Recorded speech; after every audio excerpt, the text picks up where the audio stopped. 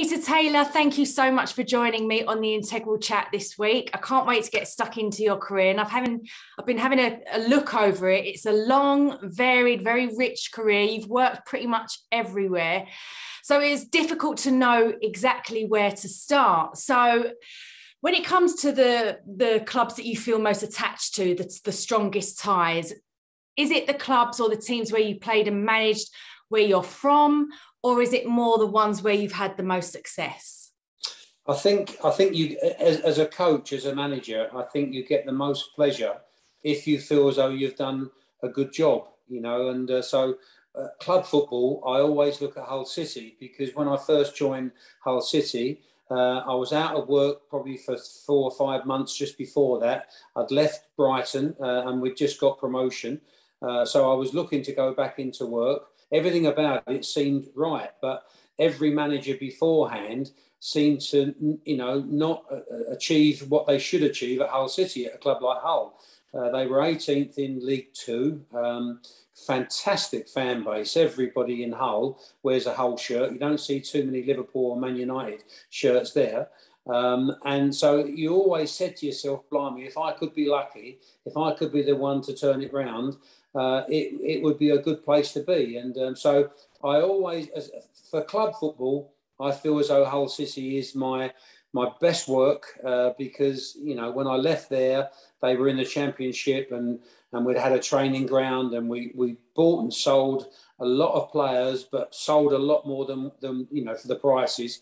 So everything about it was it ticked the boxes. So I don't think I could ever repeat that anywhere, because I think the chairman was happy, because even in the end, the chairman sold the club and he made a real few bob, and he deserved it as well. And so I was pleased for him. But to see the place, they always said it's a sleeping giant, to then see it alive was fantastic.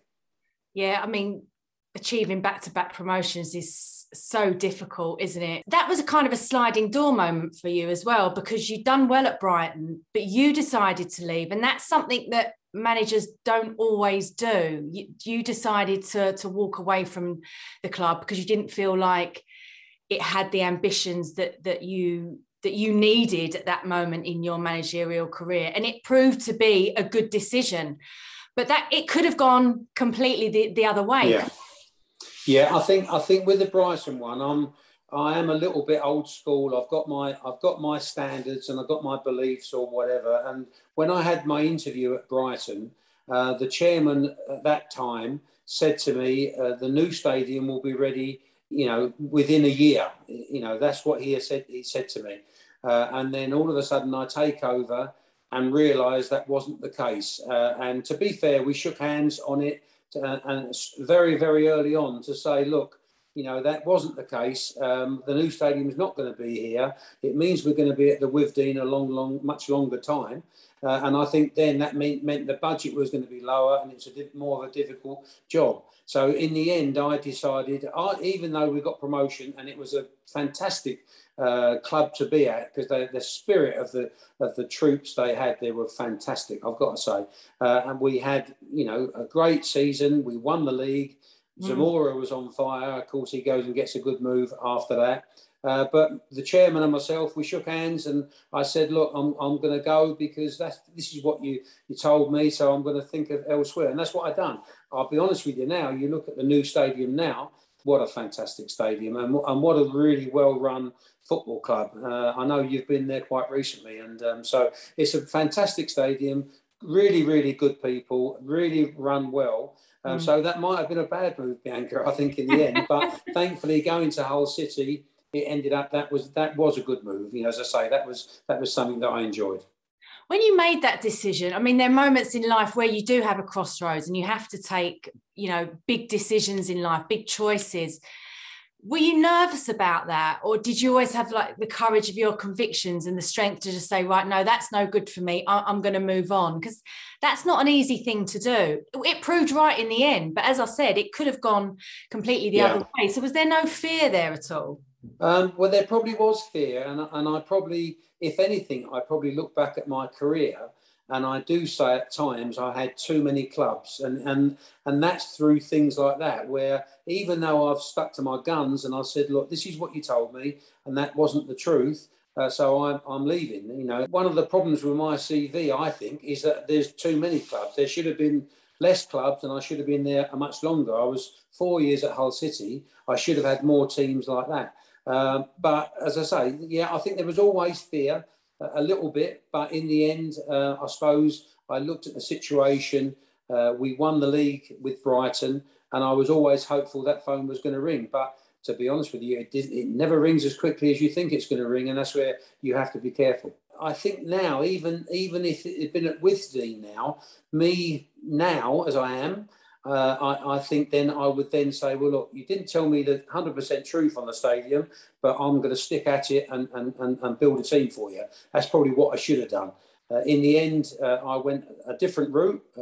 It worked out okay, but maybe at times where I've stuck to my guns thinking I'm right and maybe the chairman's wrong, then you know, that's why maybe I've left football clubs before. Or at times been very honest with the directors, and sometimes when you're really, really honest with directors, sometimes that makes you a little bit unpopular as well. So then all of a sudden you're playing in a season, the things are not going as well as you would like. They've got a little bit less patience with you then because things are not going great. So there's lots of little ways I think that you can improve your relationship and keep your job. Yeah, do you think maybe perhaps you're a little too headstrong at times then? Yeah, no, I probably am, as I say, but it's not in a bad way.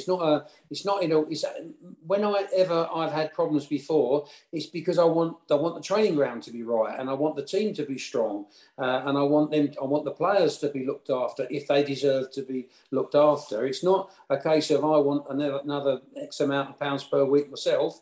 I think I've always managed long term. I've never managed just for the day, you know, and so I have got my beliefs in that how I think a football club can be run correctly.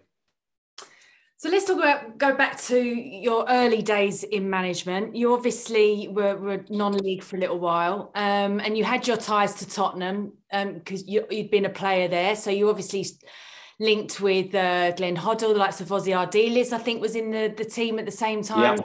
You obviously kept those links, and it's still the same today. It's not always what you know, it's who you know. And you were at Dover and you got the call from Glenn Hoddle to come into the England setup. Do you think that was kind of the moment where you were put on the managerial map? Yes, that was a magnificent opportunity for me, and one that I'll always be grateful to Glenn for, because it was such a brave decision. Because you can imagine, there's no way now the under-21s now would take somebody from the National League, you know, because then there'd probably be a lot of stick flying around if that's the case. Thankfully, Glenn, for me, I was very lucky because I'd done some work for Glenn when he was manager at Swindon. I was assistant manager at Watford, and then we took a team to Italy. So he couldn't take John Gorman with him at that time because they needed somebody at the base at Swindon. So he wanted to take somebody else. I then get the call. Glenn sees how I work and how I deal with the younger players. And I'm sure it's done me the world of good then. So then all of a sudden, he gets the England job in '96. And I got a phone call. Believe it or not, I was in America with my family. Mm-hmm. And when I got back, there was quite a few answer phone messages. It probably wasn't as easy to get hold of people as it is now. On the messages, there was one from Glenn Hoddle saying, "Pete, give us a ring when you get a chance." Well, I couldn't get hold of him. I couldn't believe. I'm trying to say to myself, what could it be? What could it be for? And thankfully for me, it was to say, look, I want to make you the first full-time under-21. We always had Dave Sexton involved, who was absolutely brilliant, but he was always part-time. And so Glenn wanted a full-time under-21 manager. And he felt as though I fitted the bill well because the way my relationship with young players, and it was a wonderful job, I've got to say. I was a very lucky fella at that time. Dover Athletic, you can imagine, you know, they were in the National League is now. So that was a brave decision by Glenn. But I think in the end, I'm pleased to say that it's turned out to be a good decision. And I think Glenn was pleased because we carried on playing some decent football and we carried on getting players from the under-21s into the senior team. Talk to me about your self-belief at that time, because that is a huge jump, isn't it, from Dover Athletic to the England setup. So you obviously knew your onions, Glenn Hoddle knew that, but it's all about what you believe that you can do as a young manager, really sort of taking your first steps on your career. Did you always feel like that you would be able to handle it when you were given that sort of giant leap and that massive opportunity? You always knew that you would take it? I think at that time, you're talking, what you were talking about 28 years ago now. I mean, 26 years ago now. I was a very confident young coach or younger coach. So I probably didn't think that I probably wasn't nervous about anything. I was looking forward to the challenge, looking forward to the opportunity. I felt as though the way I am with people, I felt as though the players would be okay with me. I felt as though they would be confident with me. So I looked at it really to more as in a very, very positive way to say, right, I am gonna do well. I think I had more nerves at that time speaking to the managers. I remember I rang up Sir Alex Ferguson one day and I could hardly speak. I was so nervous and I just wanted to talk to him because I knew I had people like Nicky Butt in the squad, and the Nevilles in the squad, and my first under-21 squad. Honestly, I was so nervous, and I thought, this is the man I absolutely idolise, and and now all of a sudden I'm talking to him, and I'm promising him that I'll look after his players, and I would love to build a relationship up that he's happy, that he's comfortable, that when his players are not at Manchester, we're looking after them. And so I had more nerves there, to be fair. The actual players wasn't a problem. The football, to me, wasn't a problem. But I think that was the important part of the job. And I think that's where I had some good success with the under-21s, is because I felt as though the players wanted to be there. And the managers were very comfortable that they were getting looked after. And I think that really did help the success that we had. I think a lot of people would be nervous speaking to Sir Alex for the first time. I still am. I swear to you, even after making David Beckham, I know we may talk about that later, but making David Beckham captain, I actually saw him just after that, and I looked at him. I said, I should have run through this with you first, shouldn't I? Oh, you didn't? And no, I didn't know. I just named it, and not just named it. Of course, I spoke to Steve McLaren about it and all that. And in the end, I decided that was the route I was going to go. But probably more I think about it now, I should have ran through that with Sir Alex, because he might have said, look, that's a bad move, that's going to affect him, whatever. I don't know. But in the end, of course, it didn't happen. And then he ended up being a good captain, so it worked out all right. But again, if I had my time again, I would, especially a manager like that, to me, do yourself a favour, Peter. keep in with him. So he never mentioned it to you then? He never said no, he never said about it. No. He said, but again, the relationship I've ever had with him has been first class. And again, you mentioned Brighton early doors. The minute I went to Brighton, the first phone call I got in the morning outside Brighton's training ground was Sir Alex wishing me good luck. And he's a top man. He is, and he does find time to make those kind of gestures. He really does, and support his fellow manager when they're not standing next to him on the touchline. Yeah. Well, let's talk about that David Beckham moment then, because it was a very brief spell as England manager, but you got given that opportunity for one game, and I'm sure it was still one of the proudest moments of your career, wasn't it, being given that job? 100%. Yeah, all of a sudden, I got a phone call from Adam Crozier. I'm managing Leicester at the time. We're playing Liverpool away. We got beat 1-0, and on the way home, I got a phone call from Adam Crozier to say, would you take the England senior team for one game against Italy? I said, yes, please. That'd be very, very nice. And I never forget, at that time, I still was living in Southend, and from Leicester to Southend was a couple of hours. Honestly, I'm singing, dancing, laughing, swearing, doing everything.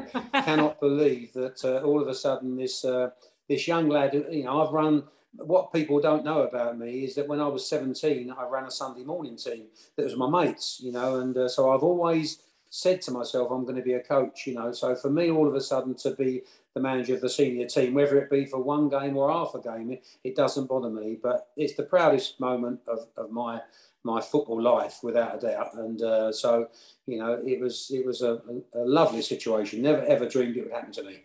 What was the captaincy situation at that time? Remind me, because I know you gave it to David Beckham. Was it in between players at that time? Or no, what it was, when Adam Crozier asked me to do it, I then said, right, is there any restrictions on who you want me to pick or whatever? He said, no. He said, it's definitely down to you. I said, well, if that's the case, I'm going to pick a younger squad.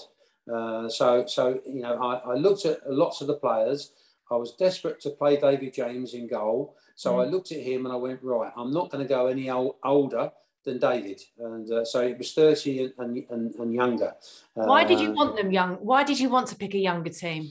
Because I felt as though that the senior, being a friendly, I felt as though a lot of the senior players probably could do with not another game, you know, as one of those. And the experiences I had in the time that I was involved, there was always times that certain senior players wanted a rest or whatever, you know, and you can understand their bodies thinking that way as well. So in the end, I said to myself, right, it's going to be 30 and younger. In the squad that we had, to be fair, Gareth Southgate, Gary Neville and David Beckham, probably Gareth Southgate and Gary Neville probably were ahead of David Beckham, to be fair, on the captaincy front for the position they played and everything else. But in the end, I never forgot when David got sent off against Argentina. He shouldn't have been sent off, should have been a yellow card at most. Then the stick that he got a year later, or in the year later, from everybody but Man United fans, I felt as though he handled it. He played incredibly well. And the difference is what I said earlier about there's certain times where senior players have wanted days off. David Beckham, if he was picked for England, whether it's a five-a-side tournament, he'd always be there. He never didn't turn up for England matches and England friendlies and England training sessions. So I felt as though he deserved that, to be fair. So, you know, whether it was right or wrong, that's what I went with. And it turned out to, you know, you're always nervous when a good player gets the captaincy because it might affect him too much. It certainly did me as a player. When I was at Crystal Palace, they made me captain. I didn't play anywhere as well as I was playing when I wasn't captain. So it probably wasn't for me in that situation. But David got stronger and stronger. And you remember the game against Greece where he had loads of free kicks and all that, and we all knew that one was going to go in. And he was a good captain. And anything he does, he works at it and he does it well. He does. He took that responsibility and he really did run with it. He made the best of everything that he could possibly be, didn't he, with his talents. He had natural talent, but I think a lot of what he was able to achieve came through sheer hard work, wasn't it? Well, again, you watch them train. I've seen players finish training and they're away within 5 minutes. You know, David Beckham would take 20 balls out with him just to practice free kicks, you know, and that's the difference. And, you know, that's not lucky. That's not lucky. No, it's not. And Ronaldo, I guess, is the same. Even at the highest level, still practice. Yeah. And that tells you everything. When David Beckham was going through that, I mean, he went through an horrific time after that sending off. Things like that happen all the time now with players where they're attacked. I mean, they're even being attacked on the pitch now, you know, with what's happened in recent days in the playoffs and even yesterday at the Etihad. So when David was going through that, he obviously had a support network around him, but he wouldn't have had the support that you'd get today with your mental health. Do you think with him, it was just his inherent strength that got him through? Yes, I do. Yeah, I think he'd have had, because I think at that time with Man United, they were really a close group as well, because a lot of the players grew up together. So I think their changing room have been as strong as anything, you know. Now, I know there'd have been other players in that changing room that didn't all grow up the Manchester way or whatever, but I think they'd have been all good pros, and I think they'd have understood what he's going through. And don't forget, every other game that David was playing was at home as well, you know what I mean? So he'd have been getting so much support there. And again, the management, I've got no doubt about, the management behind the scenes at Manchester would make sure that their players are right. Probably difficult for Glenn at that time to do too much for David after he'd been sent off. I know there was always talk that they never spoke afterwards. It was a difficult one because it was probably difficult for Glenn to say anything, whether you want to hear anything. As Dave, if you're David Beckham, do you want to hear anything? Because it's a nightmare situation. But I'm sure behind the scenes he got incredible support. You quite rightly say that what they get now is even better than that. But David's, probably in a belief that he's gonna be successful. He'd have made sure that he's got to overcome things like that. Do you think, as a manager now, with the focus on mental health and sort of expressing feelings, do you think that that's a string to a manager's bow that he has to have, and he has to really kind of not excel at, but at least know how to do that and be open and encourage players to be open? I think you've got to be open. You've got to let players know.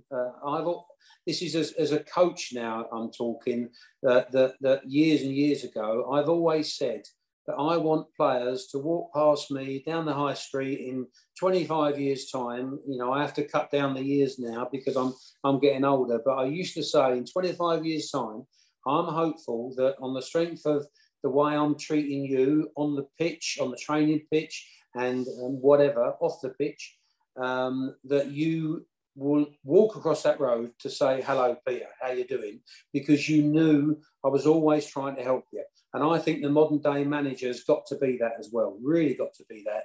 Exactly. As you say, open up more, express your feelings.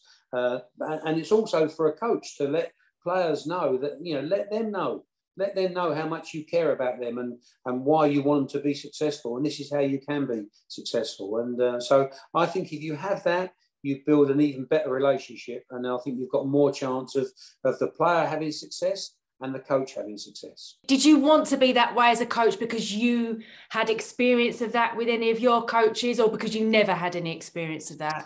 No, I don't think I had any personal problems or whatever. The only thing that in 1973, which again is a long time ago, Bianca, but I was fortunate enough to play for a manager called Malcolm Allison, who used to be Joe Mercer's assistant at Man City, and then he was manager for a little while there or whatever. He made me feel the best player in the world. Every time I went to see him, I walked out of his office and I said to myself, "Blimey, I ain't bad. I'm not bad." And I've never ever forgot that. So I would run through a wall for him. And I think I've done well for him. So I'm so pleased about that, because when unfortunately he's no longer with us, but I've seen clips of him talking about me and how pleased he was and how much I excited him as a player. So I never ever forgot that, and I think that to me, I'm sure. I've also had managers that made me feel hopeless. One manager said to me once, "You'll never be after an injury. You're never going to be the same player again." Well, that's the last thing I wanted to hear. So in your experiences as a player, you then take on board. Right, I'll take that from that manager and that from that manager, and hopefully you get it right. But I think it's extremely important these days how to let players know that you care for them. Absolutely. You're obviously a good player because you made the England team even when you were playing in Division 3. Third division, yeah. You'll never see that happen again. When you talk about managers making you feel 10 foot tall, have you ever done that with a player who's perhaps not so good? So you're kind of bluffing them a little bit.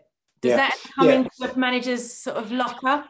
I think that's the time that you can't be 100% honest all the time. In some ways, you might be giving them a little bit of rubbish to make them feel better. It might be. So in that respect, without a doubt. And I think even now, the older I'm getting, you can, I think you can do it in certain ways that blimey, you're making that player feel good, even though he doesn't 100% deserve it. But probably in that situation, I'll probably be telling him a few days later, say, by the way, I didn't 100% mean that, but I felt as though that's what you needed at that time. And but again, I think if there's a lot of young players out there that I think take things extremely well as well, you know. And I think that if you're honest enough like that to them, I think they would take that on board, you know, to say this is what I thought you needed at that time. I think managers are quite good at telling porkies. They do it in post-match interviews to me all the time. Sometimes I think, were you watching the same game I was? I don't know about that. So we've talked about the decisions you've made. Any regrets? You know, what are the biggest lessons you've learned? What are the darkest moments maybe of your Tottenham Hotspurs, when I was a player, I had a pelvic injury that really messed me up. And when I played, I was extremely quick over the first 10 yards, and I felt as though I'm going to lose a bit of my fitness. And actually, that was the time where the manager said to me, "I don't think you're ever going to be the same player again," you know. And I think I left too quickly, you know, because as soon as that happened, all of a sudden, Leyton Orient came in and offered some money to buy me from Tottenham, and I went, and I think that was a wrong decision. I think I should have given it more time and give my fitness more time to get how I knew I could play, because, you know, 2 or 3 years before that, I'm in the England squad, you know. So I think I was a little bit impatient there. A lot of it was me saying, right, well, I'm going to go there, play well to get another move, and that nearly worked. It nearly worked, because I went to Orient, started off extremely well, and then could have gone to Norwich City at that time, and the manager at Orient blocked it, and so it nearly worked. But looking back, I definitely think I should have stayed there longer. Clubs, the situation that we mentioned, Brighton. I should have stayed there longer as well. One of the things I would say that I do regret at times is that you're a confident young coach, and you feel as though, you know, I go to Leicester City, for instance, you know, what a great opportunity that was.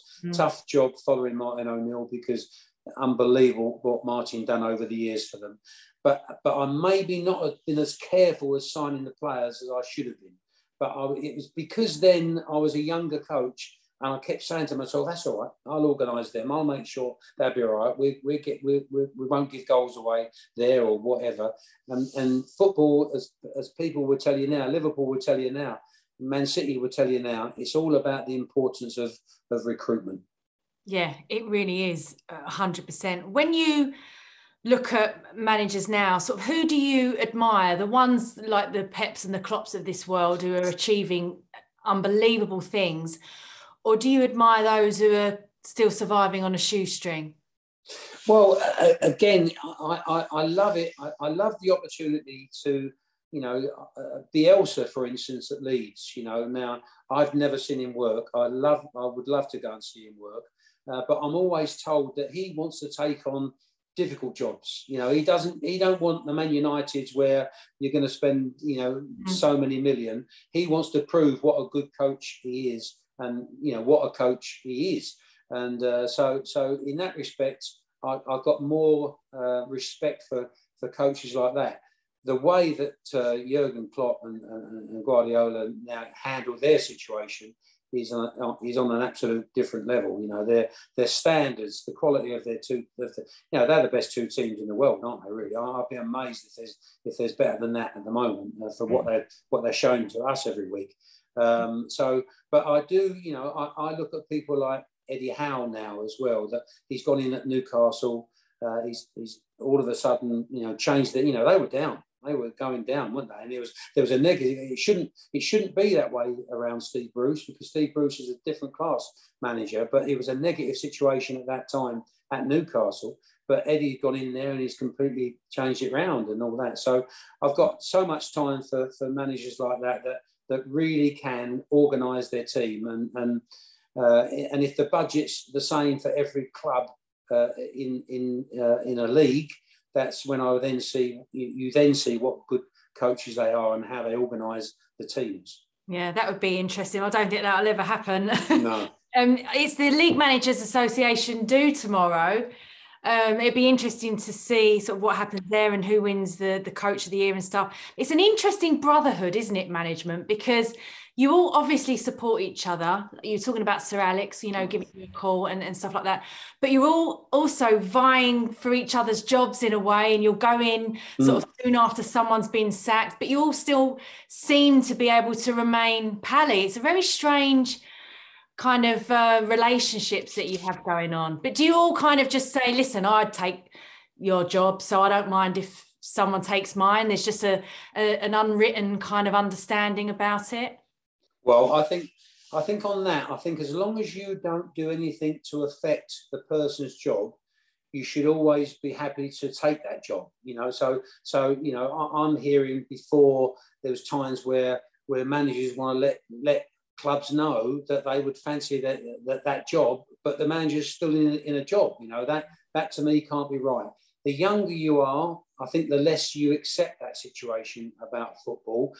When you get a touch older and a touch more experienced, you realise it's probably going to happen to you unless you are one of the elite. You're always going to go and get the sack, because especially now the way it's going, that if you lose 2 or 3 matches, all of a sudden there's negative things said on websites and all that, and it does affect you, because it affects then the directors, it affects them, and maybe they're the ones at times that are not as strong as they should be. But probably when I was a younger manager, I would take it quite personally that I think somebody might want my job.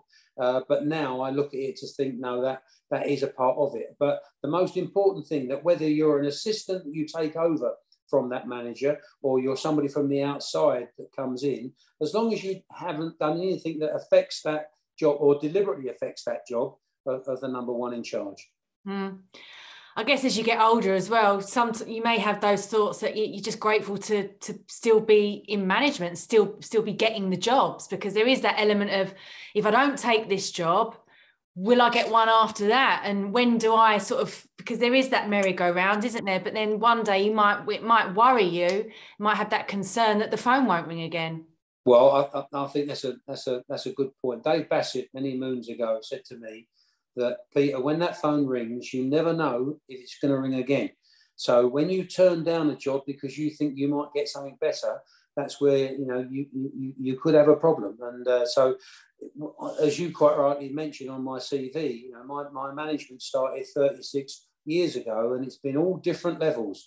But I don't look at myself as a Premiership manager or a National League manager. I just look at myself as a manager. That's, and if it means it's an opportunity for me to get on that training pitch with some hungry young players that want to do well, then that interests me. It really does interest me, and it doesn't bother me where people would say, "Well, he's managed England, but now he's doing that." That honestly doesn't worry me. The most important thing for me is that I would like to be working. I'd like to be out there, and I thoroughly enjoy it when I'm out there, and I feel as though I'm still doing some good for the players. And so the level, again, you never know. That phone may never ring again.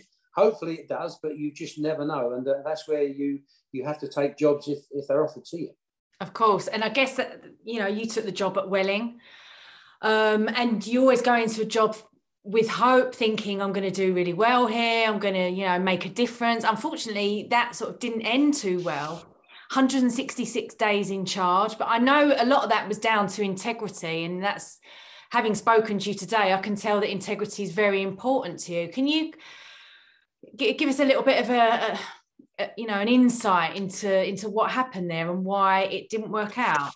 Yeah, well, unfortunately, I thought it was going well. And to be fair, I took over a team that had played 6 matches and got 4 points. But honestly, it was and the players know what I'm going to be saying, because I've said it to them, that they were unfit and they weren't a very good team. But on the day I left, we'd actually got 23 points from 24 matches, which for that team was good going, honestly. And if they'd have carried on doing that, then they'd have stayed up. Thankfully, that they did stay up anyway, which I'm pleased about, because there's some very good people at the club. But in the end, unfortunately, we had no money. So my signings were loan signings from Southend United, Millwall, we had one player from Millwall that cost us £25 expenses. That was it. So that's the type of thing that I was signing. But that was the challenge. That's why I said about the Bielsa thing. I like a little bit of a challenge. And in the end, we created a brilliant spirit. We had a very fit bunch to finish off with. And we'd have stayed up. I've got no doubt about that. But in the end, there was a new money man that went in there. And basically, he wanted to sign the players. He wanted to sign, more than one player. But in the end, I knew that my judgment and my contacts on players was going to be better than anybody there. Now, I had no money to spend, so they couldn't throw it at me that I made some bad signings, because I only loaned players on very cheap money.